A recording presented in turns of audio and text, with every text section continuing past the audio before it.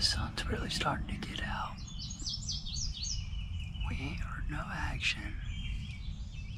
Yo, what's up, guys? Welcome to or welcome back to the Versatile Outdoors channel if you're a new or a returning viewer. Today we're talking turkey hunting gear on a somewhat of a budget because most of my stuff's pretty cheap as I'm slowly upgrading as time goes. But first thing first, we'll talk about my camo. I don't know what I've done with my pants, but all my stuff is just this redhead strata pattern, I think is what they call it. I just got this lightweight shirt. The lightweight pants too somewhere to match it. All my stuff's pretty lightweight because here in Ohio it gets pretty hot, and our spring turkey season, sometimes on those cool brisk days I'll throw something on just dumb under that, like this Drake hoodie or something warm just to keep you warmer in the morning. Got the backpack to match. This was cheap, you know. Call case to match, it was cheap. Nice little mesh face mask, you always gotta stay camoed up. Really the only thing I don't have to match that is the hat. Another key item I always wear just cause the white on your body stands out and just pops so much when you're turkey hunting. And usually here lately we've been hunting out of a blind. We've got one of them too that we just bring around with us, we'll throw it up. But I always wear gloves too. They're somewhere in the vehicle or something, I don't even know where they are, but they're just some nice Under Armour camo shooting gloves. Really anything to hide the white in your skin and help you blend in the best you can and make you look like a chameleon. As far as like a vest or a pack goes, like I was showing, I got this Redhead, the Deer Trail 1200. I got this thing on sale, good deal at Cabela's one day. It's a nice bag, mini pockets, it's perfect really for what I do. And then sometimes when for this turkey season, we've been, another pack we've been using just for running gunning when we don't want to use a backpack. Sometimes that thing gets noisy carrying a bunch of camera gear. That's really the only time I use it, is when I need to take the big camera out. But another thing we use, what did I do with it? Are you serious?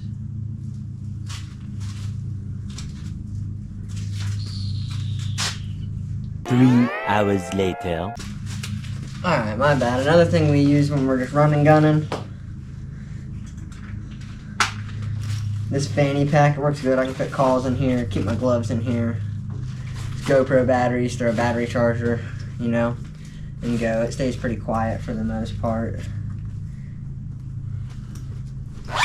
Kind of just have to keep your batteries and your charger, like portable charger, all the hard stuff, all the hard stuff separated because it will start to cling around when you're moving.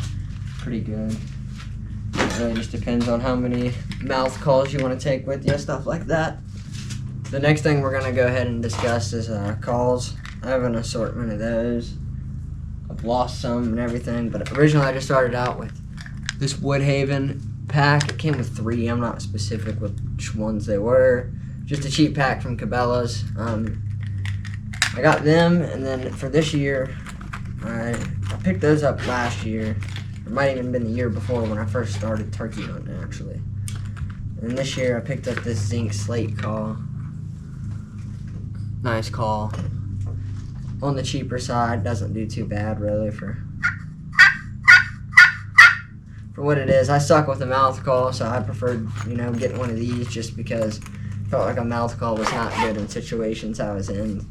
If you're just getting into turkey hunting and new, I suggest you either go with a slate call like one of those, or you better spend a lot of time on the mouth call before you're out in the field, because some people sound pretty rough. Sounds more like a squirrel in my opinion. But another great thing which I don't have, I highly recommend picking up if you're getting into turkey hunting or want to start turkey hunting, is a locator call, an owl or a crow call. Whatever you think is more suitable for where you hunt. Around us in Ohio down here, or up here, but I live in southern Ohio, we have a lot of crows. In the mornings, there's crows, they're yelling everywhere, and the gobblers, they'll cut loose at them. So, me personally, I don't have one. I'm a pretty budget guy, if you guys haven't caught that from my channel yet.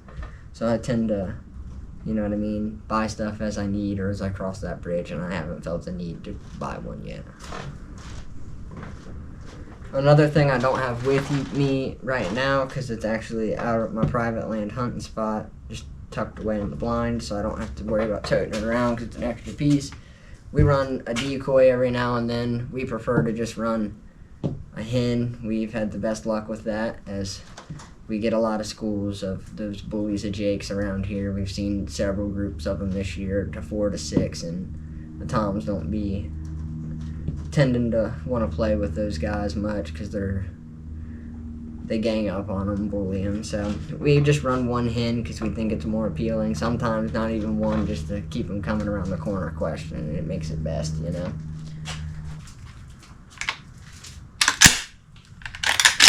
As far as my gun goes, I hunt with a Benelli Super Black Eagle 3.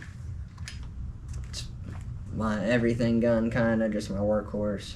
I turkey hunt with it, pheasant hunt with it, and waterfowl hunt with it, and sometimes I'll rabbit hunt with it, depending on the occasion.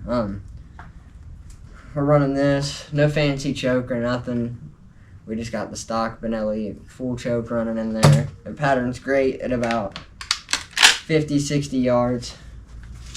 I'm sure with the Carlson it would do even better, but I just haven't got around to investing in one of those yet.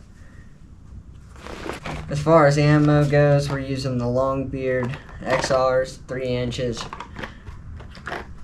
Like I said, they pattern great. They're 5-shot. Out to 60 yards, they hold a tight pattern for me with just my stock choke, so I'm more than happy with that, you know. As far as the camera gear I run when I turkey hunt, and really for all any of the wildlife filming you see me use, I use a Sony. I don't even know which one this is, believe it or not. That's embarrassing. I feel like the FDR AX53.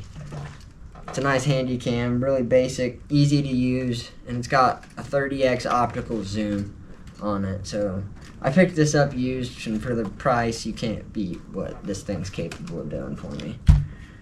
And then other than that, I also use, what I'm filming on now, is the GoPro Hero 11. That's usually what's on my chest or chilling in the stand or the blind with me, whatever, getting, you know, the face shots, stuff like that. And another big thing we'll film with a lot is honestly our phone. I'll take a lot of quick shots with my phone just because it's easier to pull this out of my pocket. Phones are capable of a lot nowadays. I just have the 13 and the new ones are even more amazing. But other than that, I think really some of the other main stuff I keep in my... sorry about that. Some other just stupid stuff I keep in my pack is when I take out, usually this is from when I'm chilling the blind. We'll throw some snacks in here. You can't go without snacks, which I don't have any chilling in here right now. Here's another loose call. Snacks, water, you gotta stay hydrated. We got face paint when we want to look cool. We keep battery chargers, or booster packs, whatever you want to call these bad guys right here. We keep these, 2 of them, because we got to be able to keep the camera charged, our phone charged. You know, when we're running it, sometimes we just let the camera roll because we don't have time to mess with it with animals coming in and out and all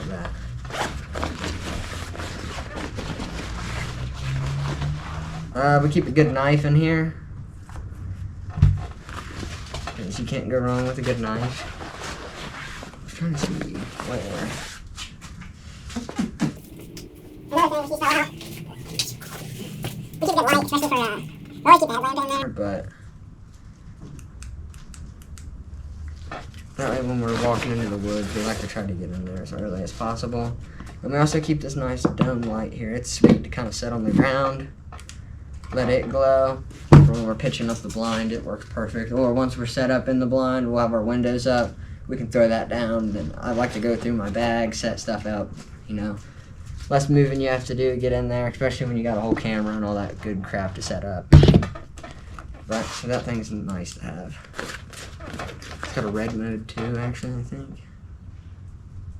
Yeah, so, thing's pretty cool.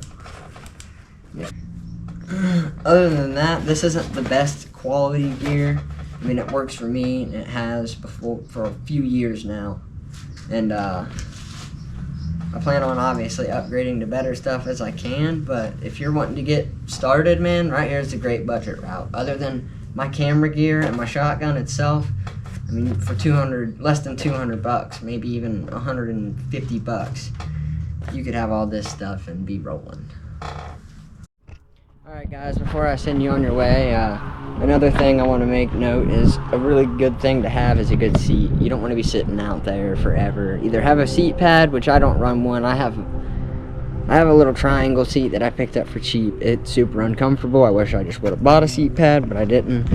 So I would either buy a really comfortable seat pad if you plan on running, gunning, and sitting on the ground, or if you're going to get in the blind, man, get you something that you know you can sit comfortable in for 4 hours, 5 hours, seriously.